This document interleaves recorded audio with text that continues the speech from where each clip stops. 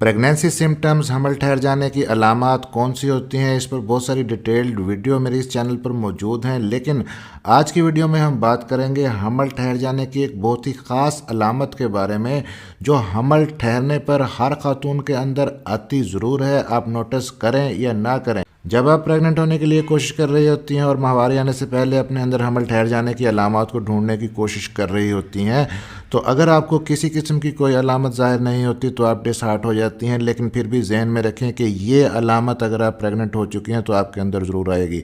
अगर आप नोटिस करेंगी और फील करेंगी तो आप जान सकेंगी कि वाकई आपके अंदर ये तब्दीली आई है और आपने हमल कंसीव कर लिया है। और ऐसी ख़वातीन जो ये कहती हैं कि हमें तो प्रेगनेंसी होती है, हर बार जब भी प्रेगनेंसी होती है कभी भी हमको किसी किस्म की कोई हमल की अलामात, प्रेगनेंसी सिम्टम्स हमारे अंदर नहीं आती, ना हमें उल्टी मतली होती है, ना चक्कर आते हैं, ना सर दर्द होता है, ना ब्रेस्ट में पेन होता है, और बाकी जो अलामात हैं वो भी हमारे अंदर प्रेगनेंसी की नहीं आती। लेकिन उन ख़वातीन के अंदर भी ये अलामत ज़रूर आती है जो हम डिस्कस करने वाले हैं। मेरा नाम है डॉक्टर ताहिर। आगे बढ़ने से पहले चैनल को सब्सक्राइब ज़रूर कर लीजिएगा। तो हमल ठहर जाने की ये बहुत ही जो ख़ास अलामत है ये है फ्रीक्वेंट यूरिनेशन, यानी कि बार बार पेशाब आना। यूरिन आपको बार बार आएगा, वॉशरूम जाने की हाजत बार बार महसूस होगी, रात में भी आपको यूरिन के लिए उठना पड़ेगा, और दिन के अंदर भी जो आपकी यूरिन करने की रूटीन थी आप देखेंगी कि वो बढ़ गई है। और कुछ ख़वातीन ये देखकर परेशान हो जाती हैं कि पता नहीं उनके अंदर क्या हो रहा है। तो एक्चुअली ये जो बार बार यूरिन आ रहा है ये प्रेगनेंसी ठहरने की एक अलामत है। और इसके पीछे क्या साइंटिफिक रीज़न्स हैं कि हमल ठहरने पर बार बार यूरिन क्यों आता है। 3 साइंटिफिक रीज़न्स हैं इसके पीछे। सबसे पहली रीज़न ये होती है कि जब आपको इम्प्लांटेशन होती है, हमल ठहर जाता है, आपका जो एम्ब्रियो है यूट्रस के अंदर बच्चेदानी की दीवार के साथ जुड़ने की कोशिश कर रहा होता है, उस वक्त आपके एम्ब्रियो के अंदर बहुत ही रैपिड सेल डिवीजन होती है, बहुत तेज़ी से बढ़ रहा होता है एम्ब्रियो। 2 से 4, 4 से 8, 8 से 16 सेल्स बनते हैं। इसी तरह आपकी यूट्रस भी आने वाली प्रेगनेंसी के लिए अपने आप को तैयार कर रही होती है, और बढ़ते हुए एम्ब्रियो यूट्रस के लिए एनर्जी ज़्यादा चाहिए होती है जो ब्लड से मिलती है, जिसकी वजह से ब्लड का फ्लो, खून की गर्दिश आपकी बच्चेदानी की तरफ, यूट्रस की तरफ, पेल्विक एरिया की तरफ बढ़ जाती है। और किडनीज़ भी चूँकि आपके पेल्विक एरिया में ही पड़े हैं, तो जब गुर्दों की तरफ ब्लड की सप्लाई बढ़ती है तो गुर्दे ज़्यादा फिल्टर करते हैं और यूरिन ज़्यादा बनता है और आपको बार बार यूरिन आता है प्रेगनेंसी कंसीव होने पे।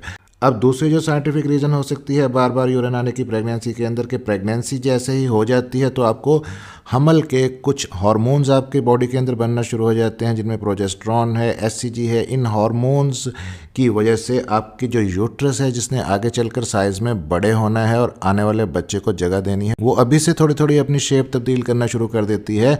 और यूट्रस के साइज़ और शेप में थोड़ी सी तब्दीली की वजह से वो प्रेशर डालती है आपके यूरिनरी ब्लैडर के ऊपर, मसाने के ऊपर, जो यूट्रस के बिल्कुल आगे पड़ा होता है, और इस प्रेशर की वजह से आपको यूरिन बार बार आता है। अब जो तीसरी साइंटिफिक रीज़न हो सकती है यूरिन के बार बार आने की प्रेगनेंसी के अंदर इब्तदाई दिनों में, वो ये है कि जैसे ही आपको प्रेगनेंसी कंसीव हो जाती है आपके अंदर खून की गर्दिश भी बढ़ जाती है, आपका कार्डियक आउटपुट भी बढ़ जाता है, आपका मेटाबॉलिज्म भी बढ़ जाता है।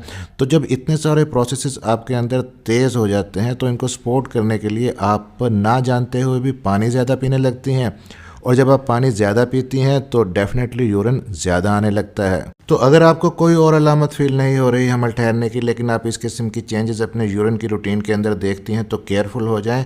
स्पेशली अगर आपकी माहवारी आने में अभी 1 हफ्ता बाकी है, ये वाला पीरियड आपका चल रहा है, तो मे बी कि आपकी इम्प्लांटेशन हो रही है।